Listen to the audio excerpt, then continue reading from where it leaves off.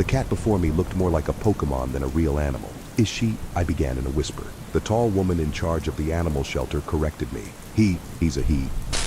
I looked back at the cat. His ears were long and large, like the ears of a lynx. Long, fluffy tufts of fur were sticking up from the tips of his ears. His eyes were large yellow orbs, full of secrets and mischief. His fur coat was similar to a tabby, except his head and ears were covered in dark gray fur. His whiskers were long and fine. I held my hand out near the cage bars. The cat was sitting grooming himself near the back. He looked over at me as I beckoned. I could swear there was a sentient light of recognition flickering in his eyes, a connection between him and me. He let out a small meow and ran over. He licked at my fingers through the bars and my heart melted. He was the most adorable thing I'd ever seen. I stroked at his head through the bars and he was so soft and warm.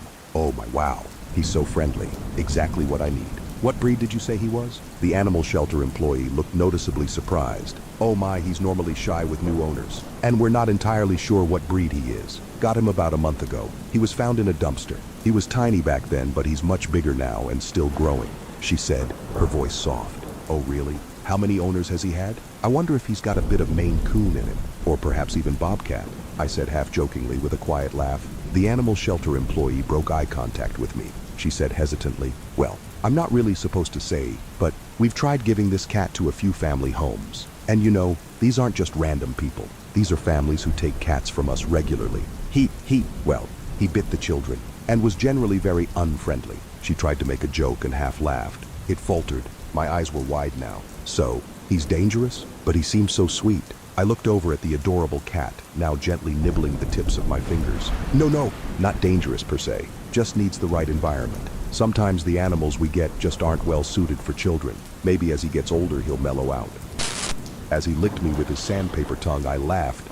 That tickles. Oh, I'm so taking him with me. The employee smiled, this time genuinely. Alrighty, I'll get the paperwork together. After a few minutes of signing forms and receiving copies of vaccination certificates, I walked out the door with my new best friend tucked under my arm in his new cat box. My smile was beaming as I walked toward my small green Toyota. As I got to my car, I searched, one-handed, for my keys. My smile fell slightly as I remembered why I had come to the animal shelter in the first place. I had just been through a really bad breakup, after years of our relationship slowly dissolving. My girlfriend of 10 years had moved out and moved on. I was left alone in our old house. It was a large house out in the suburbs, and it felt quite empty to be there all alone. To top it all off, since I'd come out as gay, my super religious family had not really kept in touch with me. My mom sometimes answered my calls, but my dad, sister, and grandmother wanted nothing to do with me. It really hurt. We had always been close before, but because I liked girls and not boys, they refused to acknowledge my existence. Despite feeling horribly betrayed, I tried my best to inform them about my life, but I doubt they cared. So I was feeling very alone at the moment. To add insult to injury, my sleep had been badly affected. Over the last week, I experienced severe bouts of sleep paralysis. I now often wake up early in the morning, completely frozen with panic and fear. I feel a horrible weight on my chest, like my heart and lungs are filled with liquid lead. I hear strange noises and see horrendous shadow shapes move about my room until I can finally sit upright and turn on the lights. I always hold my breath, expecting something to appear in the light, looming over my bed. But the shadows always retreat, revealing nothing. Just my mind being an asshole. I was talking with my friends about it, and they recommended I get a pet to have another heartbeat around the house. This would help me feel not so lonely while I get used to being single again. So, one Saturday I found the nearest animal shelter and drove on over. The rest is history. As soon as I got home with my new companion, I knew the first thing he'd need would be food and water, and a place to go to the toilet. Of course, I had already purchased these all from the store on my way back from the shelter. I set everything up and looked up the major do's and don'ts of introducing cats to a new home. A week went by and my adorable friend finally got a name. I had tried picking a name for him that whole week, but nothing seemed to stick.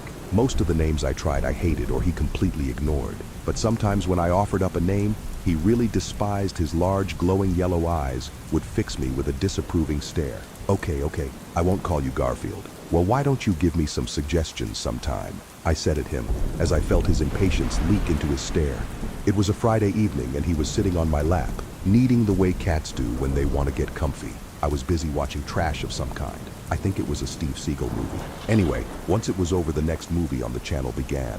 I lazily clicked the remote to check the title. On a blue banner that ran along the bottom of the TV screen, white letters spelled out, Casper, 1995. I rolled my eyes. Nah, I said aloud, as I put my now empty bowl of instant ramen on the table next to me. I switched off the TV. Suddenly, I jumped from fright and yelped as the TV flicked back on. What the? I muttered. Then I noticed my cat was holding his one paw on the remote while glowering at me with his yellow eyes. They shone like beaming, double moons, as if to say, "How dare you interrupt my TV time?" "Sorry." "Okay," I said at him, glaring back. Those eyes of his could be really unnerving sometimes. I looked back at the TV to see the titular character on screen. My cat let out a small meow and jumped down. He ran over to stare at the screen. He held out a little paw and seemed to wave it at the ghost. He pointed and then he turned to look at me. Over the last few days, I grew increasingly convinced he was preternaturally intelligent, definitely sentient. It was sometimes disturbing. Maybe he could even pick locks. I chortled at this thought. But to be honest, I'm pretty sure he could clean up his own toilet if I gave him the tools and the time to learn. So, as he sat there looking at me while gesturing to the TV, I knew intuitively what he was trying to say. "Casper, you want your name to be Casper?" I said. He meowed loudly in the affirmative. I was struck by a sudden pleasant feeling that ran down from my ears into my heart. It was like warm syrup was leaking down my ear canals and into my blood, hot and sweet. "Well, Casper, you are really just one surprise after another." As time continued to fly by, he grew steadily larger and larger. Most cats eventually stopped growing, but he refused. "Also, your average cat was a fussy eater, but not Casper. He ate with a voracious appetite that sent bits of cat food flying all over the kitchen floor.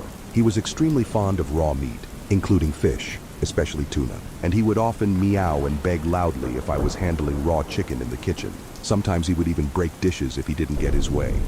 At first, he was happy to stay inside most of the time, but as he got older, he started to scratch at windows more and more, begging me to let him out. Once I thought he was big enough, I decided to trust him and let him roam. He had all his shots and had been neutered, so I didn't believe it was so bad to let him run around. All I hoped was that he came back, of course. On that first day he went out, I sat and waited by the window, my breathing fast and anxious. But by sundown he had returned and expected his dinner. Weeks quickly turned into months, and Casper and I fell into a routine. Most mornings, Casper would jump silently onto my bed and cuddle with me. Then when my alarm went off at 7:30 a.m., he would gently lick my nose until I got out of bed, giggling. He would dance between my feet as I walked groggily to the kitchen to prepare our breakfast. Then as I got ready for work, he would sit and wait by the door to the backyard. As I got my makeup on and hunted for my keys, I would walk over and let him out for the day.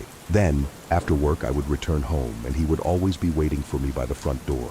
His yellow eyes would glow with happiness when he saw me. His bushy tail would stick up, and he'd run up to me to give me rubs and purrs as I fumbled for my keys and opened the door. I would make us both dinner, and we would cuddle together on the couch while I finished work or watched trash TV. Then just before bed, he'd scratch at the door again. While I brushed my teeth, I'd normally walk over to the door and let him out. Then I'd get ready for bed, often, but not always. If I stayed up late in bed engrossed in a book, I would hear Casper tap at the window, asking to be let back inside. On these nights, I'd let him in and we'd cuddle in bed.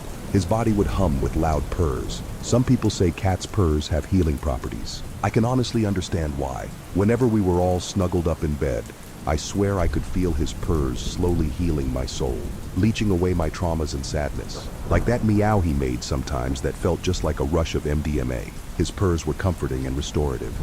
When it came to guests, Casper mostly ignored them and spent his time on my lap. However, there was one noticeable example where he jumped up and scratched one of my friend's boyfriends because he had accidentally trodden on my foot. Besides that, Casper was a very easygoing cat. The last few weeks with him had improved my mood hugely. All my friends and work colleagues, even my mom, noticed the difference in my demeanor. I was smiling again, making jokes. I had even been out with my friends more in the last week than I had in the last year. Then one night everything changed.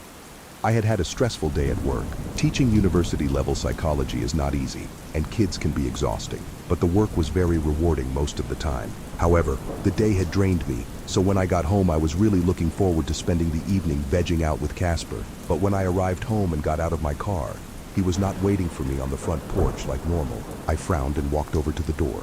I called out for him a few times and looked around the perimeter of the house but found nothing. This was the third time now in the last week he'd not greeted me at the door. I wasn't that worried about him, but I was disappointed he'd not be around for cuddles. I'd probably only see him in the morning. He was very large now and I'm sure he could take care of himself. I was more worried about what he might be eating or hunting. I hope my neighbor's Chihuahua is not on Casper's menu. I chuckled as I made my way inside. After a dinner of cold leftover pizza, I decided to watch something light and go to bed early. As I sat in bed reading, I decided to leave my window open. I'd done this the last few nights since Casper was out, and I wanted him to be able to get in if he needed. I really need to get that cat door installed, I said to myself quietly as I got into bed with my book. When I awoke, I knew something was very wrong. It must have been close to dawn. Early morning light poured through the window and made its way onto my carpeted bedroom floor. The dark outlines of the bushes and trees were stark against the gray, lightening sky. My limbs were frozen in place, and I felt a strange tension and heaviness on my chest. My heart thumped loudly. I was having another episode of sleep paralysis. I tried my best to regulate my breathing and calm down when I saw a white, spider-like hand slowly emerge from the dark gap under my bed. If I could have screamed, I would have. Nothing but a muffled moan escaped me. My body tried to squirm, but I remained helplessly locked in place. The pale, dawn-colored hand stretched out further. Then I could see another hand, and now arms, and now a masked face, now a dark torso, now legs, all emerging so slowly, so silently, like a horrible insect carefully unfolding itself out of its burrow. Soon a massive figure, all clothed in black, including a balaclava, loomed menacingly over me, my head filled with panic. What the hell? Was this really happening? Was I dreaming? I still couldn't move. Then I saw the figure pull a knife from his belt. It was large and gleamed sickly in the morning light. "Hello there, little rabbit," said a soft male voice. It was at that moment that the paralysis finally wore off. I rolled like an armadillo across my bed and made it to my feet. Running to the door was suddenly all I could hold in my mind. The door handle filled my vision. I ripped it open. I did not dare look behind me. I ran. My heart threatened to explode. As I approached my front door, I felt a hand seize my hair and heave me back. I screamed in pain and horror as I felt myself fall to the ground, knocking over a dining room chair as I did. The masked figure bent over me now, the knife still gleaming. He was breathing heavily. Rabbit can run, but not fast enough. I held my hands in front of my face. "Please, why are you doing this?" I yelled, tears streaming down my cheeks. For a moment, the man remained motionless. Then he crouched on his haunches. He peeled off his mask. I flinched and moved back slightly. The light of the dawn revealed him to be a handsome young man with bright blue eyes and fair hair.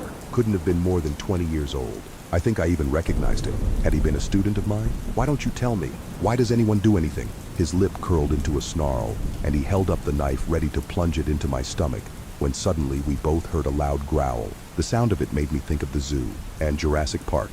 The intruder froze in place. His face turned white in the half-light of dawn. My jaw dropped open. An enormous pair of yellow eyes stared at us from the darkness of my bedroom. The light of dawn reflected hideously off the tapetum at the back of the thing's eyes. My lungs turned solid from fear. I dared not breathe. The creature growled and hissed. Its ears bent back and it crouched, ready to pounce. I heard the intruder yell with horror, saw him scramble to his feet. With a roar, the beast suddenly leapt into the air and pinned him to the ground. I heard the intruder scream in pain as whatever the thing was tore at him with its teeth and claws, ripping chunks of meat and viscera. The screaming soon turned to gurgles and then was gone altogether. For a long time, all that could be heard was the tearing of meat and tendons and the wet chewing of a carnivorous beast. I sat on the floor, fixated by fear and shock. I felt like if I moved, I would be next to die. I was cold and shivering. The whole time, my mind felt numb and blank. I felt like I'd swallowed TV static, and it had filled up my brain and limbs. Every so often, I would feel a warm fleck of blood or some other fluid hit my cheek as the beast continued to feast messily on the intruder. Soon, all trace of the intruder was gone, save for a massive blood stain. As the light in the house grew brighter, I could finally see the beast more clearly. It was about twice the size of a tiger and had dark patterned fur. Its head was enormous. Ears were long with tufts of fur sticking out. The snout was stained red with dried blood. It was busy licking its enormous clawed paws when it stood up and fixed gigantic yellow eyes on me. "Casper?" I said, looking directly at the beast. It looked just like him. I mean, like he would look if he was a giant tiger. I felt my heart accelerate, the blood pumping faster and harder through my veins. Casper slowly stalked up to me, those pale, glowing yellow eyes never breaking their gaze on me. Then, just when I thought I was going to die, he nuzzled his head against mine and began to lick at my scratched knees. I sighed massively with relief. Then Casper looked at me, and I felt words form in my mind that were not my own. Yes, Casper, I like this food best. More food, more like this. Presents, more presents like this. I can give you presents too, but I need more presents. The words were gentle whispers, but their sibilance was overly emphasized and sharp. It hurt to hear those words spoken like that. My head felt fuzzy. Was I really talking with a murderous beast that was somehow my cat? That had somehow eaten a psychotic intruder? Was this real? I blinked my eyes a few times and rubbed them hard. Yay. Okay, well let's see. Oh, and thank you by the way, I said sheepishly, not sure what I should say in this kind of situation. After I'd smoked a cigarette and had some water, I called the police. Casper wasn't happy about the decision, but by the time the officers arrived at the house, he was back to looking like his regular old self. The cops took my statement, which of course carefully omits the part where my monster of a cat ate the bad guy, and I had to spend a few days at a hotel while they dusted, took photos, and processed the crime scene. Despite finding blood, they could not identify the assailant by his DNA alone. However, there had been break-ins and assaults in the neighborhood recently. The police also believed this man had been going around stealing, but may have decided to, as they put it, escalate the thrill. They believed he may have got inside via my open window and had sneaked under my bed to wait. What they figure is, he may have got injured in my house somehow and fled looking for medical attention. However, they had not been able to find any record of him at hospitals. For a short time, the police insisted on leaving a police detail by my house in case he returned. But after a few weeks of no leads and no more home invasions, they began to doubt he'd ever come back. It's been a month since that horrible evening, and I'm sitting browsing the web with Casper. What about this one? I say to him, pointing at the mugshot of a scrawny man with oversized glasses and a comb-over. No, he's too innocent. Must be evil. Very evil tastes better. Evil satisfies longer. I sighed. Since Casper had devoured that intruder, he no longer ate his cat food at all. Instead, he would beg for me to look for people he could play with. At first, I refused, but then he reminded me about the presents he could give me if I helped him. That's when I noticed I had been losing weight. My eyesight was improving. I found scars I'd had for years miraculously beginning to fade. That's when I knew this was all real.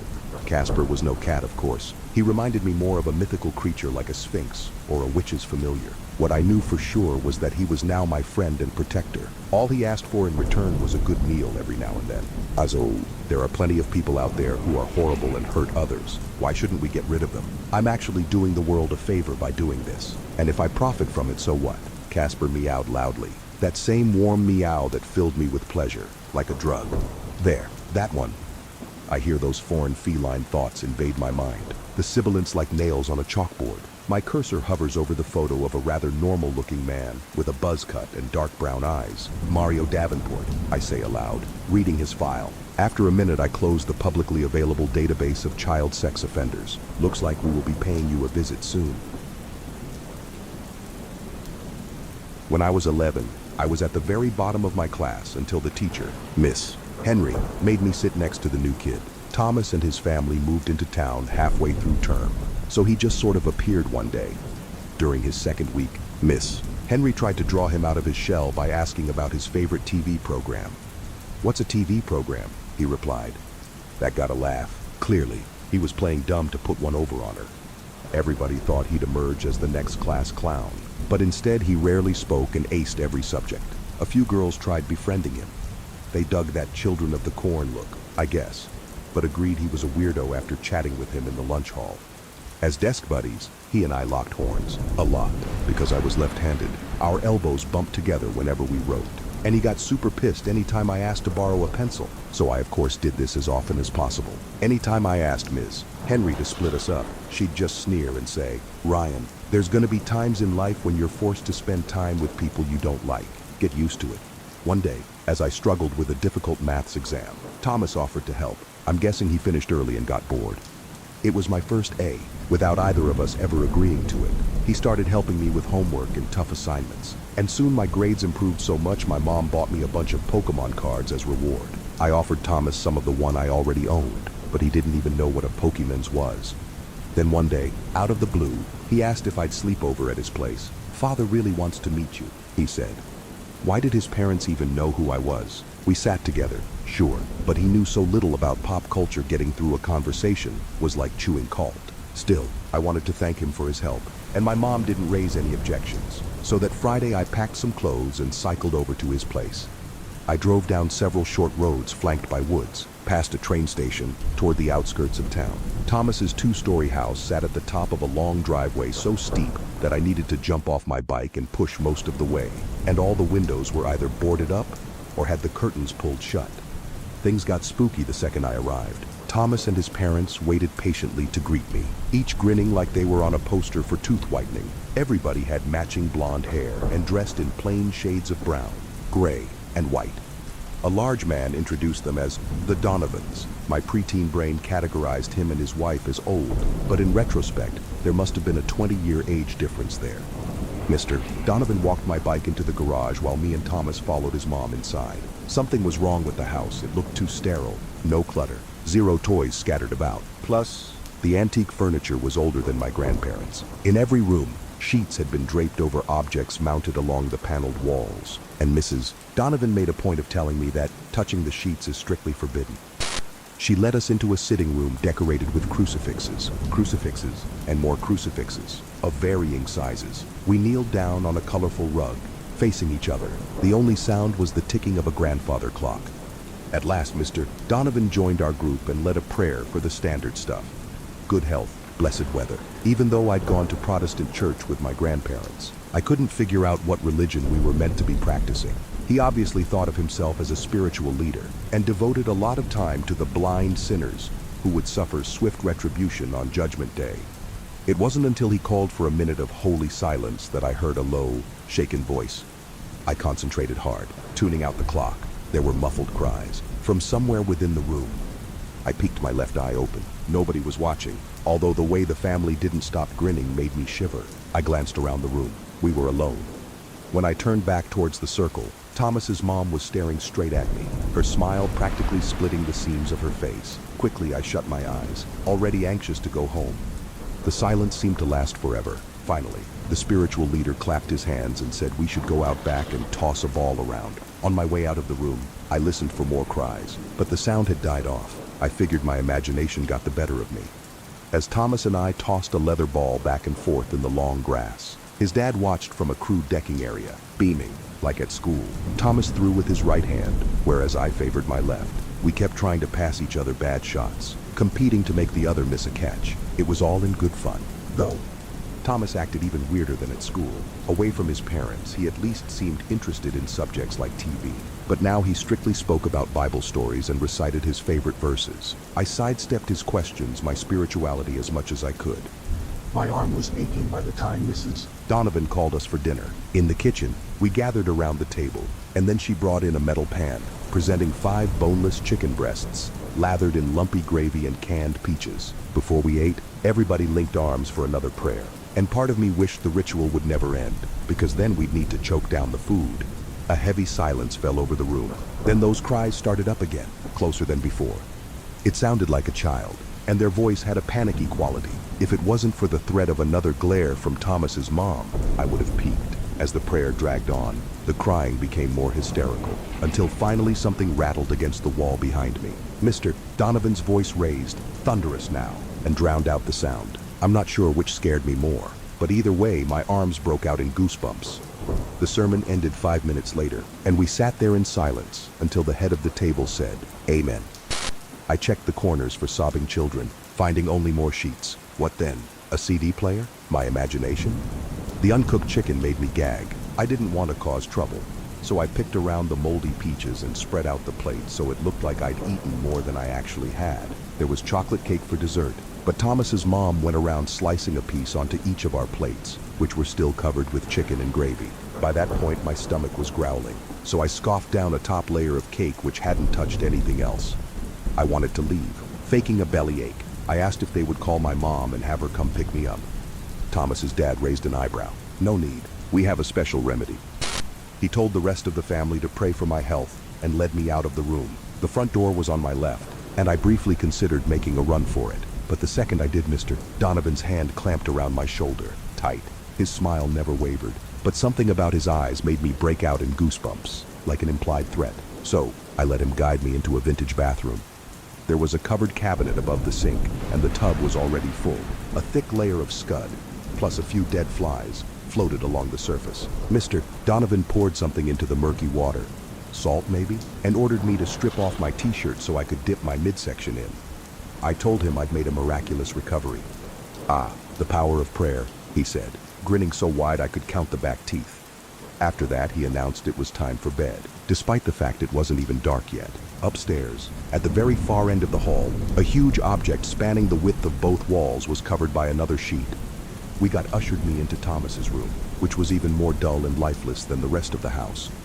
A queen-sized bed, one small cupboard, and a single wooden chair tucked in the corner. We needed to share the bed, but only after another round of prayer. Then, it was lights out before 9 o'clock. Alone with my friend, I rolled over and asked what religion his family practiced anyway. He gave the vaguest answers possible, and when I pushed him, became hyper-defensive. So, I said, "Hey, do you ever want to punch Miss Henry right in her stupid ugly face?" That made him laugh, away from his parents. He became more like his school self, not normal, but closer than before.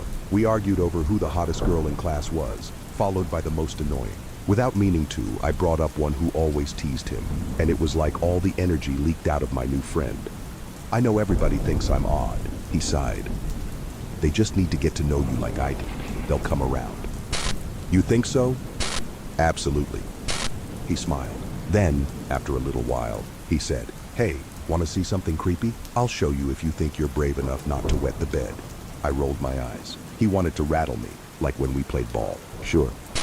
We've got to wait until Mother and Father retire for the night." I kept asking what he had planned, but he wouldn't answer. He got a kick out of keeping me in the dark, I think. He waited until the house fell quiet, and then swung his legs out of bed, this way, in the chilly, dark hall. Enough moonlight shone through the windows beside the staircase to see by. As we tiptoed past several closed doors, that crying returned, growing louder as we approached the object beneath the black sheet. Not my imagination then. "Facing me," Thomas whispered. "Don't worry if he looks at you. Just make sure you look away fast. You'll be fine so long as you look away fast." Before I could ask what that meant, he crouched down, grabbed the corner of the sheet, and pulled it back, revealing an antique armoire. Suddenly, the crying became less muffled. A mirrored panel ran along the bottom section, surrounded by fine, gargoyle-like carvings. Still holding the blanket, Thomas pushed his left ear against the carpet and stared at the glass. "He's there. Come look quick." I just wanted to get this over with. I lay down. For a second, I stared at the reflected hall, confused about why we were even there. But then an out-of-place shape caught my eye. I told myself it was my reflection, but then realized I had no reflection. A boy was standing in the corner with his back to us. His shoulders went up and down like he couldn't stop sobbing. "Do you see him?" Thomas asked. I swallowed a gulp, my blood running cold. "Niato, huh?" My brain scrambled for an explanation. It was a trick, or a nasty prank. I looked behind me. Nothing. Only a bare patch of wall. "He's not there," Thomas said. "Only in the mirror." When I looked back, the boy was much closer and crouched on his side, nose to nose with me. His features were all stretched out, long and narrow like a funhouse mirror, and he had a shock of blonde hair to go with them. His thin lips twisted into a grotesque smile as the boy reached out to me, the tips of his fingers pushing through the glass. Into reality, I couldn't move a muscle until his face is only inches away from mine, his breath blasting me in the face like a gust of cold air. I scrambled away. If my throat hadn't hitched itself shut, I would have screamed. Quickly, Thomas dropped the sheet and dragged me up by the shoulder, then shoved me down the hall. Behind us, the armoire thrashed from side to side, its hinges squeaking, the boy crying again. Now his voice had an almost hysterical quality. Back in the safety of his room, Thomas pressed his ear against the door until the armoire quietened down. "We are blessed Father didn't hear," he said. "Now we sleep. Father said we aren't to rise before he wakes us to begin the morning ritual." He must not have been the least bit scared by what we saw, because he ushered me into bed and dozed off straight away.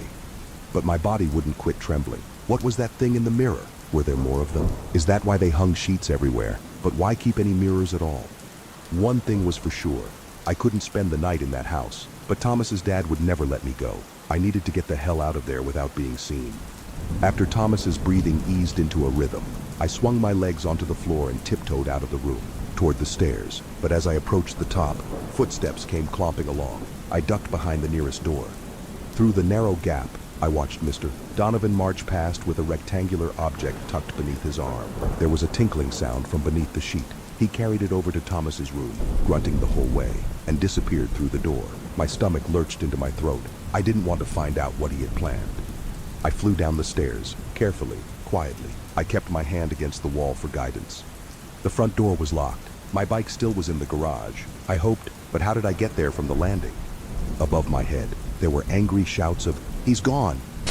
No time for plans. I sprinted around the ground floor, flying from room to room. Cries rang out in everyone, and now the objects beneath the sheets danced on the walls, bouncing around. The crying child sounded terrified now, like they were in pain. Past the kitchen, there was a cramped utility room with another door. The temperature plummeted as I bolted through it, into the garage. The light switch was on the inside wall. I flicked it, then a naked bulb blinked on. Junk was scattered everywhere. Car parts, step ladders, boxes of old newspapers, and more sheets thrown over different mirrors, each flapping and twisting. There were more cries, except not just the boy, and for a second I was afraid to move. But then a door slammed shut behind me, and I ran for it. My bike was propped up against the wall beside the exit, its handlebars stubbornly tangled with a Christmas tree. After a few tugs, it came loose, and it was like setting off a Rube Goldberg machine. A mop and bucket fell into a stepladder, which clattered to the floor and sent a bag of marbles sprawling across the floor, and so on. I grabbed the bike's handlebars. The exit was one of those old fold-up doors you needed to twist the handle to open. My hands were shaking so badly I needed to set the bike aside and focus solely on this task. The door rotated up. Behind me, Thomas's dad burst into the room, and for the first time he'd stopped smiling. He rushed after me but struggled to get through the minefield of junk. My bike's rear wheel became tangled with a sheet, and when I started running, it came away like a magician ripping away a tablecloth. I heard the mirror fall to the floor and shatter. Laughter rang out, and when I glanced back over my shoulder, bone-thin arms were reaching out of the glass towards Mr. Donovan as the garage light rapidly flicked on and off. Mr. Donovan screamed. I will never, as long as I live, forget the terror in that scream. Pure adrenaline got me out of there. Without slowing down, I sprinted to the top of the driveway and leapt onto the bike and flew down the hill. Behind me, screams rang out from deeper in the house. I didn't stop to look back. Mom wasn't pleased about me cycling home so late, but I made up an excuse about Thomas's family getting sick and needing to leave in a hurry, so she let it slide. I knew she'd never believe my story. I tried faking an illness to get out of school because I was so anxious about seeing Thomas again, but she was having none of it. I spent all of Saturday and Sunday wondering about what I'd seen. On Monday, my desk buddy sat without breathing a single word. We never spoke again, and we didn't bump elbows once. To my great relief, Miss Henry announced Thomas's family had moved again the very next day. I never saw him after that, although for a while I had nightmares about his dad dragging me back inside their house. And they tend to flare up anytime I see a mirror-fronted armoire. My name is Ethan and my friend Aaron, and I have a bit of a niche hobby. We're urban explorers, basically for the uninitiated. That just means we like to explore abandoned man-made structures. My favorites have always been places like water parks and theme parks. Aaron is more into the spooky stuff like hospitals and such. We can freak ourselves out at times, but for the most part, we never believed in anything other than the corporeal. We've been doing this in our free time for around 10 years now, so we are pretty experienced. We know what to bring, how to avoid getting caught by the police or security, and when to get the fuck out of a place. Recently, we went to go visit my brother for a few days in Virginia. He just had a new baby, and I wasn't able to make it down for the birth, so I was making up for it a few months later. He lives in a small town called Holly Hills, about 30 minutes out from Richmond. It's a pretty boring place, but my brother tipped us onto a cool spot to check out near town. An old abandoned mall simply named the Holly Hills Mall. It was built in the early 80s by some wealthy lumber family that wanted to bring more people to the town. Houses need lumber, and that means more money for them. As you can guess, it didn't really work out. The mall was operational for about 7 years before it shut down in 1987.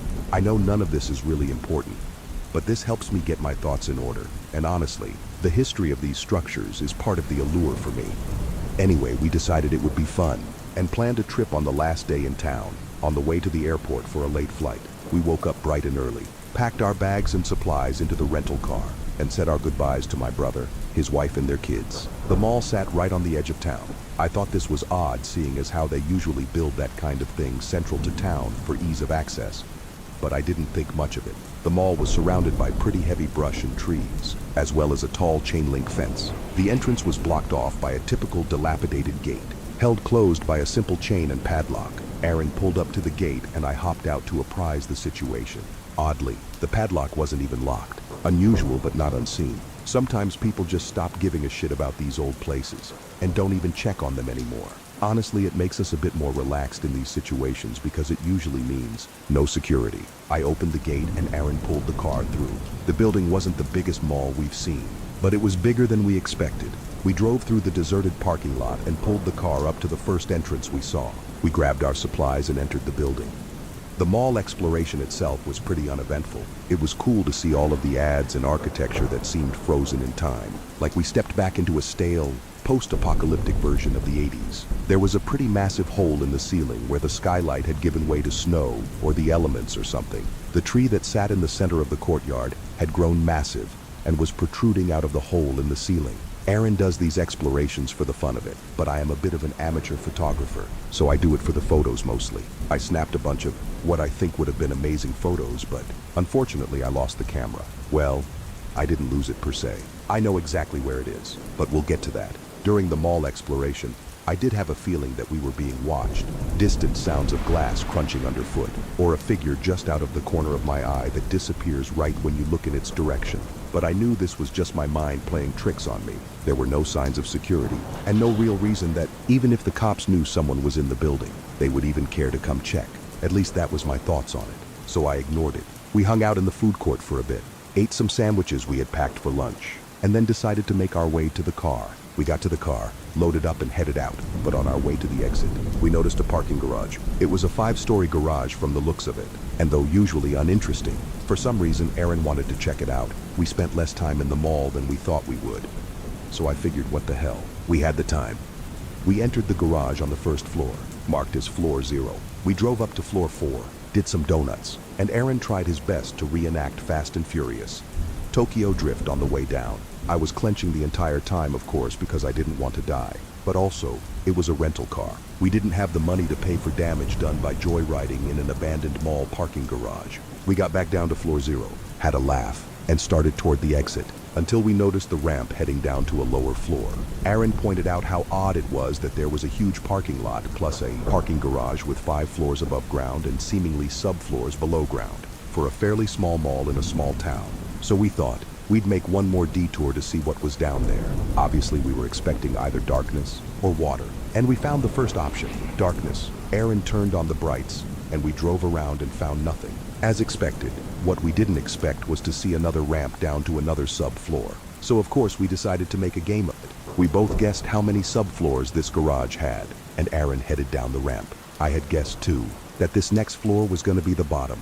He said 5. He was being stupid, but imagine our surprise when there was yet another subfloor. We both laughed in disbelief when we came around the corner on the 4th subfloor to see a ramp down to the 5th. This is a 10-floor parking garage, including floor 0, for this mid-size mall in this tiny town. What were they thinking? They really overestimated the draw that this place was gonna have. Curiously, we headed down to subfloor 5. At this point it was dark, like super dark. There was no other light from anywhere other than our headlights. We rounded the corner and were in silent awe to see yet another ramp down. We both looked at each other and I think one or both of us said, "What the fuck?" Without further discussion, Aaron steered the car down the ramp to the next floor. For the next 6 floors, we drove on in awe and confusion. We were now 11 floors underground. It didn't make sense. Aaron started coming up with theories, getting excited that maybe we'd found the entrance to a secret government base or a sprawling underground doomsday bunker. But he stopped mid-sentence when we both saw something we weren't expecting. A car. It was parked in a spot with its headlights on. As we pulled closer, I decided to roll down the window to see if I could hear anything. Immediately, the unexpected cold from the parking garage filled the car. It was mid-May at the time and was a fairly warm day, so the cold felt out of place, but we were underground, so I choked it up to that. I could hear the sound of our tires against the pavement and the hum of our car's engine. As we pulled up next to the parked car, I could hear that it, too, was running. The car itself looked like it was an older make, something from the 70s or 80s. Inside, it was seemingly empty. I suggested aloud that perhaps the car belonged to the owner of the property, or a security guard who was doing his rounds, and that he might be back any minute. but Aaron pointed out the car was covered in a thick coat of dust, like it had been there for a very long time, but it was running. I figured it just needed a wash. Aaron did what he does best and convinced me to get out of the car and investigate further, only after a bunch of protest and suggestions that we just head out. But he persisted. I exited and carefully made my way around the car, looking inside for any sign of life. But inside there was nothing but leather car interior, except for the passenger seat, where a satchel sat, with a thermos resting on top. The keys were in the car, and the radio hummed softly with static. Oddly, everything inside the car also seemed to be covered in dust. Aaron urged me to open the door, and I decided to give it a try, but of course it was locked. I looked around the lot, only being able to see the door to the stairs, and the elevators next to it, illuminated by the headlights of the two cars. I hurried back to our car, closed the door and rolled up the windows. I urged once again for us to make our leave. If there was a security guard lurking around, I didn't want to have to deal with that, especially before our flight in a few hours. Again, Aaron protested. He had to know how many floors this thing had. I can't say I wasn't curious as well. So we left subfloor 11 and headed further down into the depths of the structure. We continued on in silence for 12 more floors before I spoke up. This was fucked. It didn't make any sense, and at this point, it just felt wrong, dangerous. I was in the middle of expressing this to Aaron when I noticed he had stopped the car and was staring silently ahead.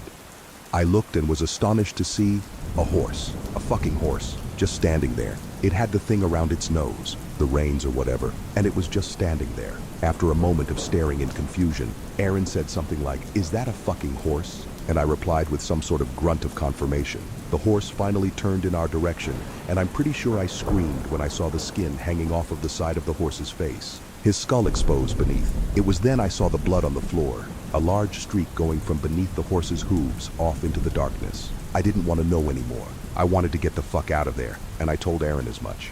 Aaron, against his and my better judgment, wanted to go on. He wanted to know what this all was, but this time I didn't let up. I was louder and more insistent than I've probably ever been with him, and he could see that, I think, so he agreed and threw the car in reverse. We backed up and started back up toward the ground floor. At this point I decided to try my phone. I had figured I wouldn't get any signal underground, and I was right, but I tried it anyway. Nothing. Again we drove in silence for a few floors. Aaron finally broke the silence to apologize, but I stopped him short. The floors were numbered. Ever since we started heading down, they were each numbered B1, B2, B3, Ect. We were on B23 when we turned around and headed back up, but the sign I was staring at in that moment said B26, 3 floors lower than when we started heading back up. I thought someone was fucking with us, but it was all too elaborate of a prank. Still, it was impossible. There was no way we were traveling further down by driving up the ramps. It was physically impossible, but there we were, floor B26. Aaron was just as confused as me, obviously. He got out of the car, unannounced, and walked over to the sign on the wall. He grabbed it and began to shake it, then stopped and stared, clearly trying to figure it all out. I rolled down my window and called for him to get back in the car. This was followed by another voice, repeating my words, not mine, not Aaron's. He froze in place as the voice whispered loudly from the darkness, "Get back in the car." Aaron did just that. He closed and locked the doors and rolled up the windows. We agreed that we needed to get the fuck out of there. This wasn't fun or adventurous anymore, but we didn't know what to do. We thought we were getting the fuck out of there. I remembered that we headed back up on B23, and we decided that we should just keep going up. If the numbers keep rising, we should hit ground level by B46. It didn't make sense, but it was the best we had. We continued driving back up. Aaron was driving a bit quicker than before, and just as we thought, the numbers kept rising, which seemingly meant we were descending. But we held out hope that it was just some weird fluke. Maybe it was a joke. Maybe we didn't see those signs on the way down. We traveled in silence again, all the way to floor B35, but it was an uneasy silence. We were afraid at every turn at what we might see, but there was nothing. Mostly, there were a few floors with things that I did notice, some of them subtle, others glaring. Aaron was focused on driving and didn't seem interested in any of the strangeness we encountered on these floors for the most part. On one floor, I swear I saw a long dining room table with 2 figures sitting at either end, illuminated for only a few seconds by our headlights. Another floor seemingly had a cot in each parking space. They looked to each be occupied by a body, alive or dead, I don't know. One of the strangest, that even caused Aaron to stop the car for a moment, was a floor that didn't seem like a parking garage floor at all. It looked like we had pulled into a forest clearing. The pillars of the garage, now tree trunks though the concrete ceiling was still visible above.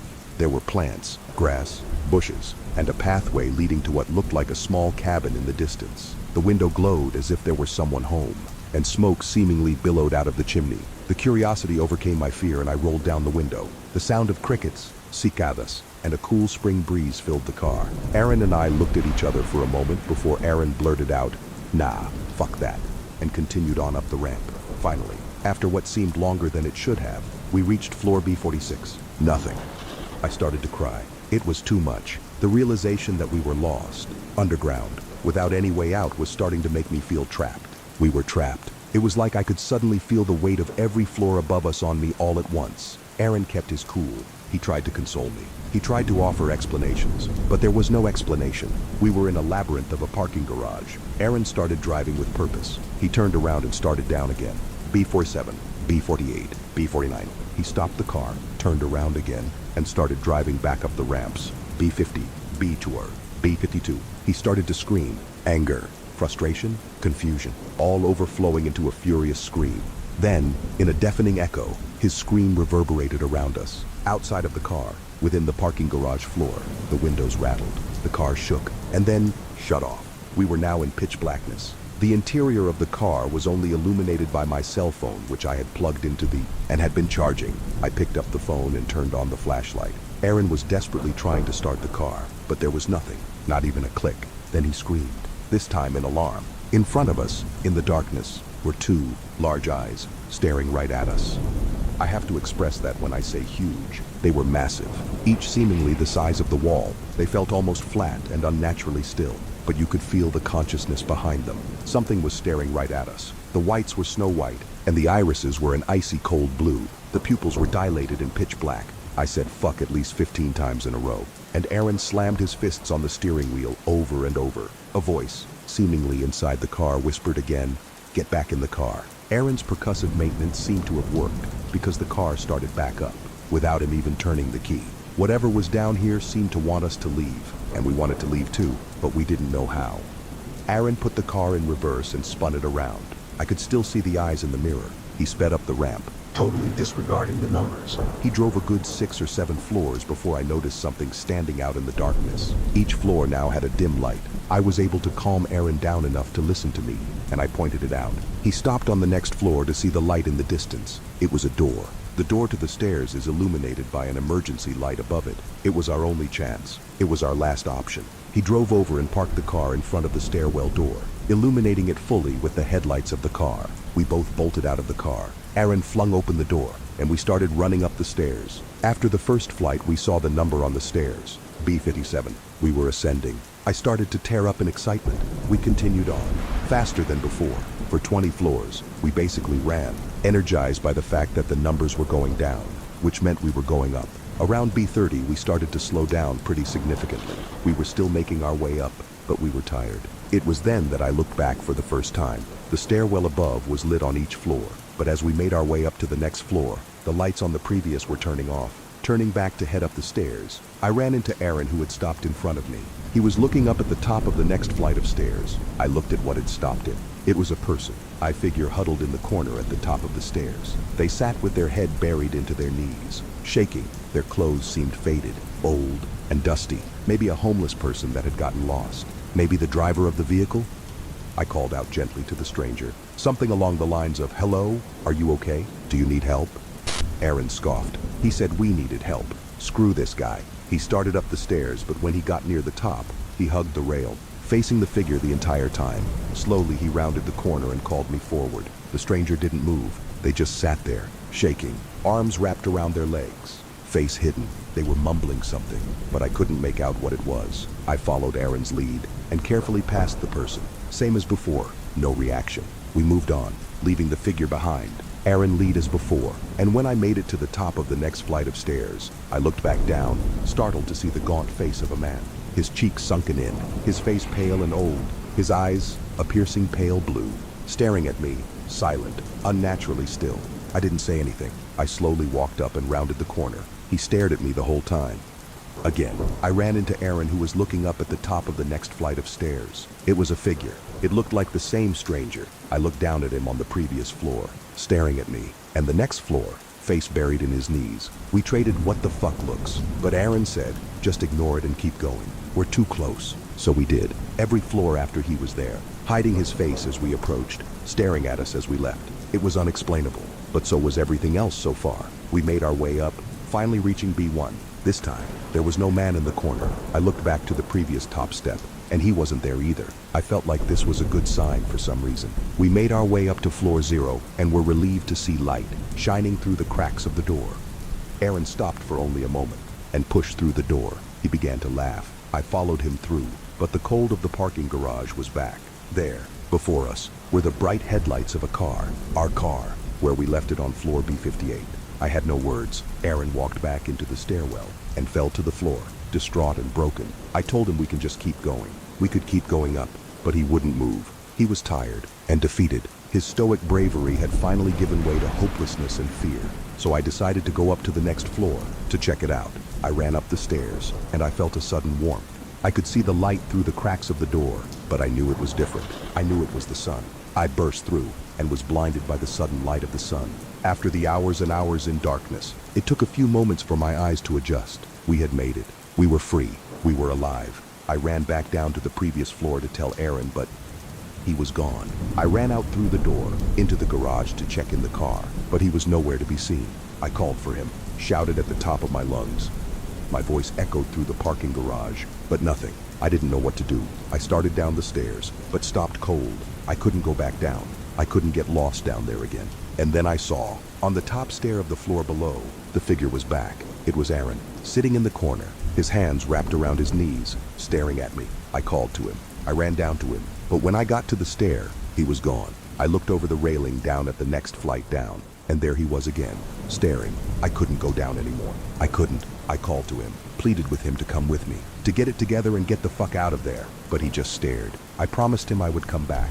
I cried as I turned around and made my way out of the garage, as I left my best friend behind to save myself, because I was too scared. I ran from the parking garage, across the parking lot, past the gates and to the road. Finally, my phone had a signal, and I called the police. They came out, and I tried my best to explain what happened. I knew it sounded crazy, but I told them the truth. They went and checked out the parking garage. They searched the entire thing, as well as the mall and surrounding area. Nothing. In fact, they told me there were no subfloors in that garage, like I dreamt it all up. How the fuck could that even be? I was tested for alcohol and drugs, and fined for trespassing. When my brother arrived to pick me up, I tried my best to explain what happened, but if it couldn't get any weirder, he swore to me he didn't know who Aaron was. They've known each other since we were kids. He's been my best friend for 20 years, but he swore, his wife too, and kids. None of them remembered him. After that, I looked for any evidence of Aaron I could finf. All the pictures on my phone were gone. My camera was still in the car, and there was no proof of his existence online. Anywhere. I didn't dream him up. I don't do drugs. I don't drink. I don't have any history of mental illness. I didn't make up 20 years of friendship. I've been seeing a therapist and started some meds. It hasn't helped. Nothing has. Something doesn't feel right. This world doesn't feel right. Like I came out of that parking garage into a life I didn't own. I feel I don't belong here. Every day it becomes more and more clear to me that I have to go back. I don't know what I wanted to get from this post. Maybe just to tell my story. For people to know I existed. Aaron existed. Maybe to find someone who knows what happened to us. Who knows something about the Holly Hills Mall. Who can make any sense of it. Either way, I have to go back. I have to find Aaron. We have to get back in the car.